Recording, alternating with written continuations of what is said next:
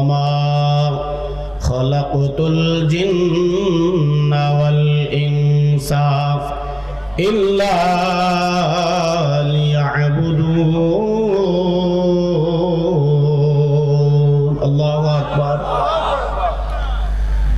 আল্লাহ সুবহানাহু ওয়া তাআলা এ মানুষ তোমাকে এমনি এমনি সৃষ্টি করে নাই। আল্লাহ বলে ওমা খালাকাতুল জিন্না ওয়াল ইনসা, আমি জিন এবং মানুষদেরকে আমি সৃষ্টি করতাম না ইল্লা, তবে আমি সৃষ্টি করেছি লিয়াবুদুন,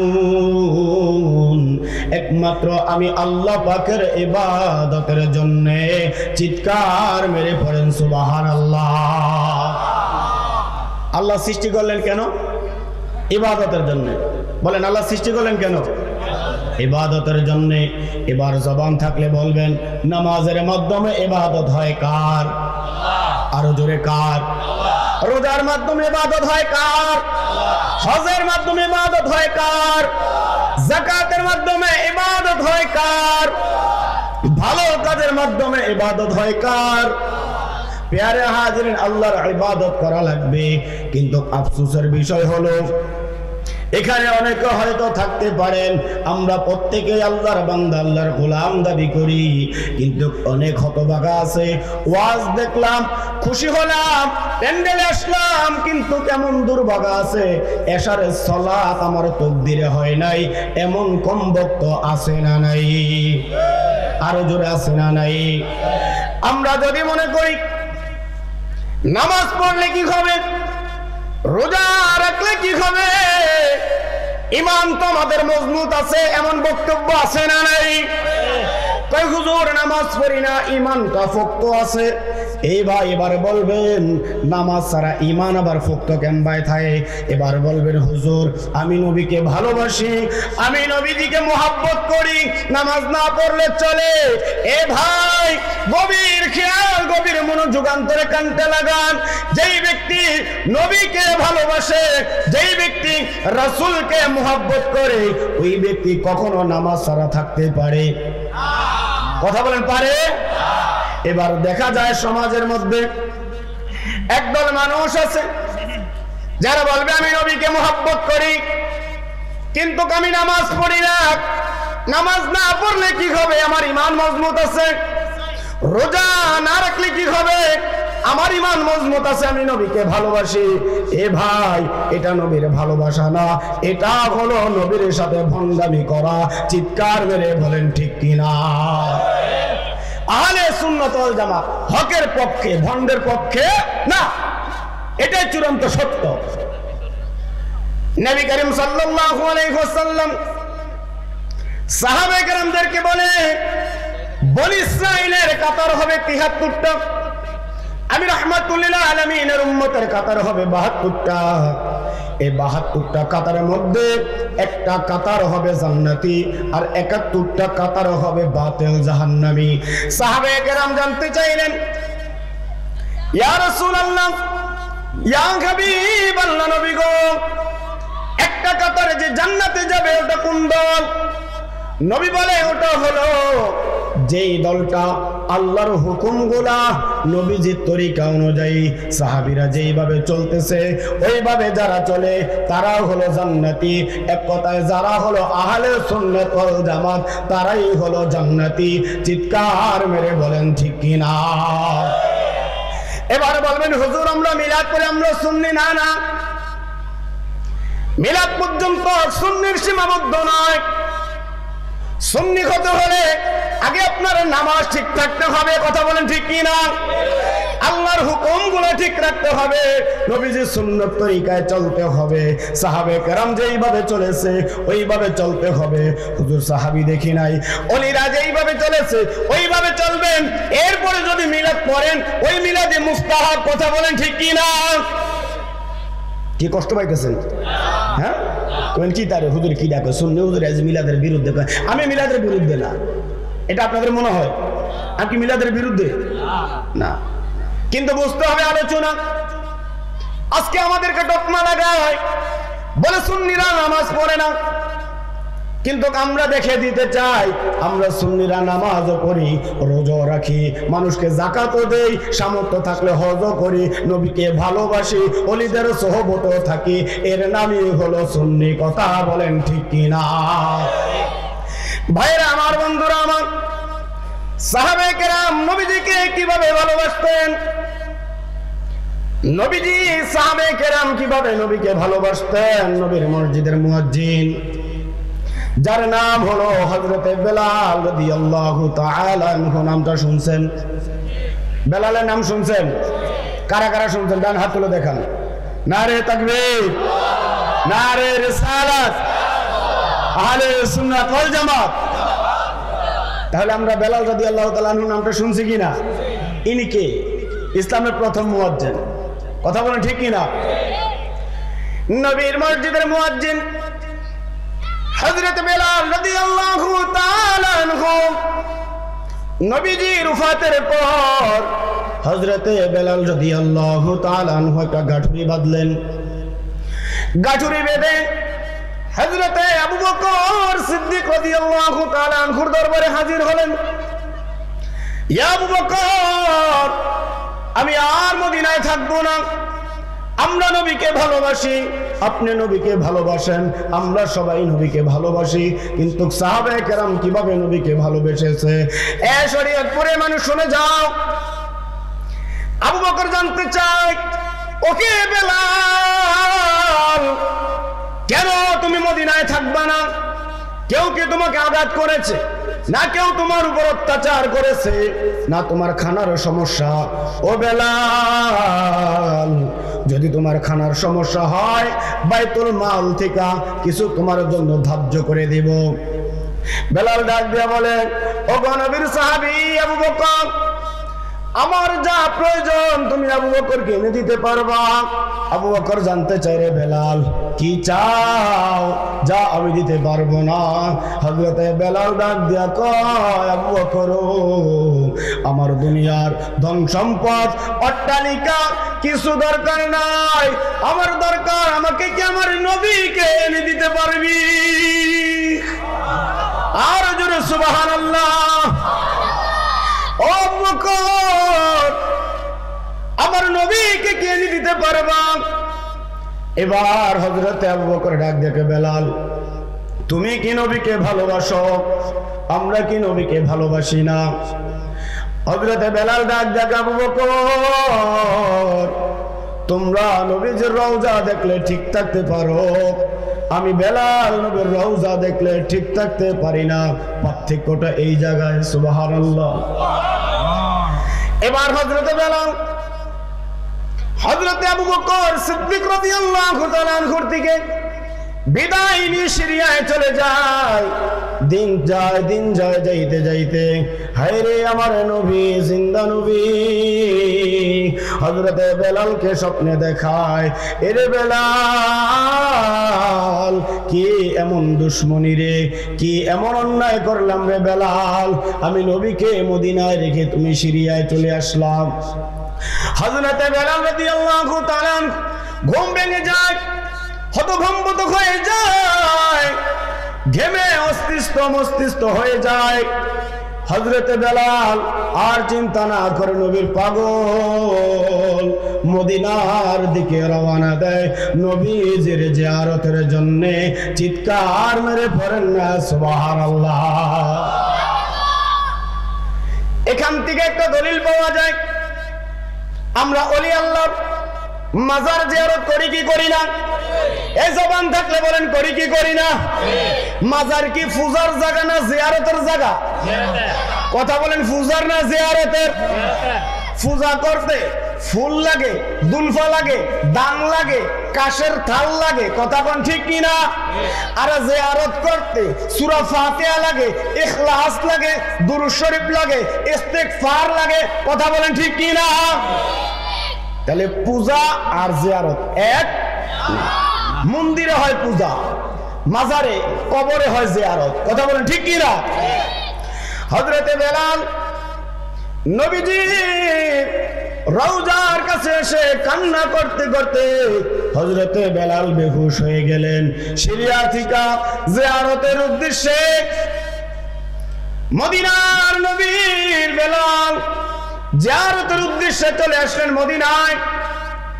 নবীর রওজা মুবারক ধরে হাউমাউ হাউমাউ হাউমাউ করে কান্না করে, ও বেলাল কি এমন আছে রে রওজায়? আমার নবী তো মরে গেছে, আমার নবী তো পচে গেছে, রওজা ধরে কানলে কোনো লাভ হবে না। এটা হলো আজকালকার আমাদের কিছু আলেমদের বক্তব্য। আর বেলালের বক্তব্য হলো রওজার মধ্যে আমার নবী আছে, আমি বেলাল কি করি? নবী দেখে, নবী শুনে, নবী সব জানে। এই ক্ষমতা আমার নবীকে আমার আল্লাহ দিয়েছে। কথা বলেন ঠিক কি না?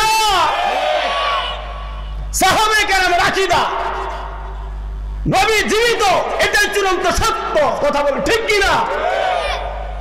নামাজ পড়ি, নামাজ এমনি পড়লে হবে না, নামাজ ইয়াকিনের সাথে পড়তে হবে। ইয়াকিন কি? ইয়াকিন হলো যখন আপনি এশারের সালাত আদায় করতেছেন তখন মনে করতে হবে আপনি নামাজ পড়তেছেন, আপনি আল্লাহকে দেখতেছেন। এবার এখানে যারা মুসল্লি আছে বলেন কয়জন আল্লাহকে দেখছেন? দেখছেন? দেখেন নাই। ইয়াকিন ছাড়া নামাজ পড়লে নামাজ হবে না। এবার আল্লাহকে দেখেন নাই, ইয়াকিন শেষ না। কিন্তু মনে রাখতে হবে আপনি যদি আল্লাহকে না দেখেন, আল্লাহ আমাকে দেখতেছে এই বিশ্বাস করে নামাজ আদায় করতে হবে। কথা বলেন ঠিক কি না? এর নাম হলো ইয়াকিন, এর নাম বিশ্বাস।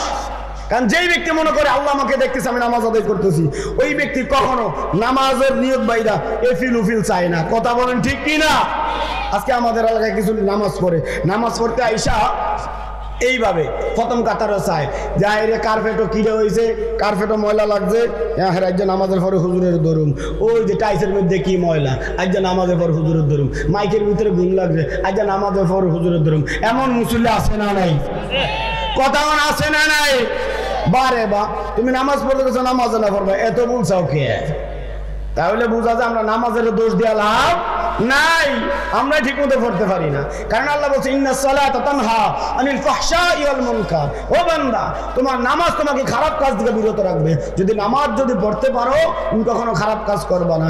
এবার বলবেন হুজুর আমগো এলাকার অমুক বেহারি অমুক মোল্লায় হে নামাজও পড়ে, তাহাজ্জুদও পড়ে, এশরাকও পড়ে, আওয়াবিনও পড়ে, সুদে টেয়া লাগায়, ঘুষও খায়, মাঝে মধ্যে অন্যের হক নষ্ট করে, এমন ভদ্রলোক এই সখীপুরে নাই? হ্যাঁ হ্যাঁ হ্যাঁ হ্যাঁ, আর যদি আছে আছে আছে, নামাজের দোষ দিয়ে লাভ নেই। বাস তুমি নামাজ পড়ার মতো পড়ো, তুমি নামাজ পড়ো মানুষকে দেখানোর জন্য। কথা বলেন ঠিক কিনা? এই নামাজে কোনো কাজে আসবে? হযরতে বেলাল তার ঈমান আকীদা হলো আমার নবীজি রওজা মুবারক থেকে আমার বেলালকে দেখে, বেলালের কাকুতি মিনতি নবী শুনে বেলাল হাউমাউ করে কান্না করে। মদিনার মধ্যে কান্নার রোল পড়ে গেল। হায় রে নবীর মসজিদের মুয়াজ্জিন হযরত বেলাল আবার চলে আসলেন।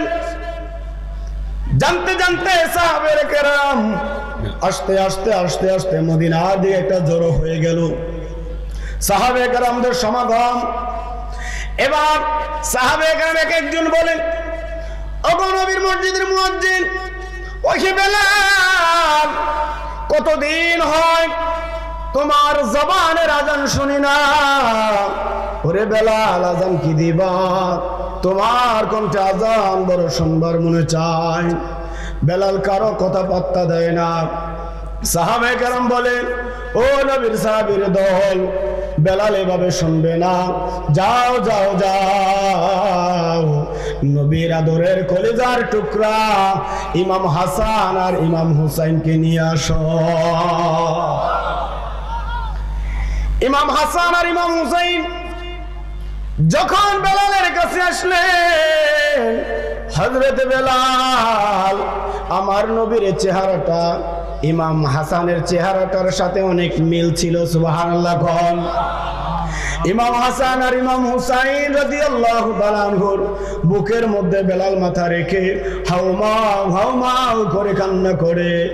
আর সাহাবায়ে কেরাম বলে, ও নবীর নাতি ইমাম হাসান ইমাম হুসাইন, তোমরা বলো না হযরতে বেলালকে আযান দিতে। ইমাম হাসান ইমাম হুসাইন ডাক দেয়া করে, বেলাল কতদিন হয়ে গেল তোমার কণ্ঠে মসজিদে নববীর মধ্যে আযান হয় না, তোমার কণ্ঠে কতদিন হলো আযান হয় না। এরে বেলাল আযান কি দিব? সুবহানাল্লাহ বলতেন না? ও বেলাল আযান দাও, তোমার কণ্ঠে আযান বড় শুনবার মনে চায়। চিৎকার মেরে বলেন সুবহানাল্লাহ। উঠো বিল্লাল মিনারাতে, উঠো বিল্লাল মিনারাতে, সময় বয়ে যায়, আযান দাও গো মধুর সুরে, শুনবার মনে চায়। আযান দাও গো মধুর সুরে, শুনবার মনে চায়। ও সখীপুরের মানুষ, ও শরীয়তপুরের বাবারা, হযরত বেলাল বলেন, এমন দুই ব্যক্তি আমাকে বলেছে যার দেহটা আল্লাহ পবিত্র করে দিয়েছে, যারা হলো পাক পাঞ্জাতনের সদস্য। চিৎকার মেরে বলেন না সুবহানাল্লাহ। পাক পাঞ্জাতন সদস্য ইমাম হাসান ইমাম হুসাইন বলে, বেলাল আযান দাও। বেলাল পাহাড়ের চূড়ায় উঠে গেলেন। এবারে বেলাল তার দুইটা শাহাদাত আঙ্গুল তার কানের মধ্যে দিয়ে আযান দেওয়া শুরু করে দিলেন। আল্লাহু আকবার, আল্লাহু আকবার, আল্লাহু আকবার, আল্লাহু আকবার। এইভাবে বেলাল প্রথম আল্লাহ শব্দ ধ্বনিটা দিলেন, আল্লাহ মুখানে এই ধ্বনিটা দিলেন, আশহাদু আল্লা ইলাহা ইল্লাল্লাহ। এই ধ্বনিটা দিলেন। বেলাল কান্না করতে করতে বেহুশ হয়ে যায়। 3 নাম্বার, হযরতে বেলাল যখন আশহাদু আন্না মুহাম্মাদুর রাসূলুল্লাহ বলতে দেরি, বেলাল অজ্ঞান হয়ে মাটিতে পড়তে দেরি হয় নাই। চিৎকার মেরে পড়ে আল্লাহু আকবার। বেলালের মতো আশিক যদি আমরা হইতাম, এ দুনিয়ায় নবীজিকে দেখিতাম, এ দুনিয়ায় নবীর দেখা পাইতাম। নবী দেখতে চাননি? কথা বলে, নবী দেখার ইচ্ছা আছে না নাই? কারা কারা নবী দেখবেন? দুইটা হাত তুলে দেখান। নারে তাকবীর, নারে তাকবীর, নারে রিসালাত। ওয়াজ মাহফিল, ওয়াজ মাহফিল। আল্লাহ পাক প্রত্যেকের নবী দিদার নসিব করে পড়ি আমিন। এবার হযরতে বেলাল বেহুশ হয়ে যায়, বেহুশ বেকারার হয়ে যায়। ও দুনিয়ার মানুষ, কিতাব সাক্ষী দেয় মদিনায় 2 বার কান্নার রোল পড়ে গেল। একবার আমার নবী যখন উফাত গ্রহণ করে, নবীর ইন্তেকালের দিন মদিনা শুধু কান্নার জন্য ঘুম ঘুম করলো। 2 নাম্বার বেলাল যখন মদিনা থেকে সিরিয়া গিয়ে আবার যখন সিরিয়া থেকে মদিনায় আসলো, তখন মদিনার মধ্যে কান্নার রোল পড়ে গেল। সাহাবায়ে কেরাম নবীকে এইভাবে ভালোবাসতেন। সাহাবায়ে কেরাম নবীকে ভালোবাসতেন শুধু মুখের জোরে নয়, সাহাবায়ে কেরাম নবীকে ভালোবাসতেন তাদের জীবনের চাইতে বেশি। কথা বলেন ঠিক কি না? নবীর ভালোবাসা বলেন, নবীর ভালোবাসা আল্লাহর ইবাদত যাই কিছু করেন একজনের জন্য হতে হবে। জবান থাকলে বলেন তিনি কে? আরো জোরে কে? আল্লাহ বলেন, ও বান্দা আমি আল্লাহ বলে দিলাম, কুল ইন্না সালাতি ওয়া নুসুকি ওয়া মাহইয়ায়া ওয়া মামাতি লিল্লাহি রাব্বিল আলামিন। চিৎকার মেরে আল্লাহু আকবার।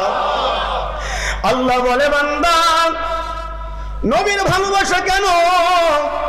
আমি আল্লাহকে যদি তুমি ভালোবাসতে চাও তাহলে তোমার নামাজ, তোমার রোজা, তোমার হজ, তোমার যাকাত, তোমার কুরবানি, তোমার জিকির আজগার, তোমার দান সদকা সব কিছু একজনের নামে হতে হবে। জবান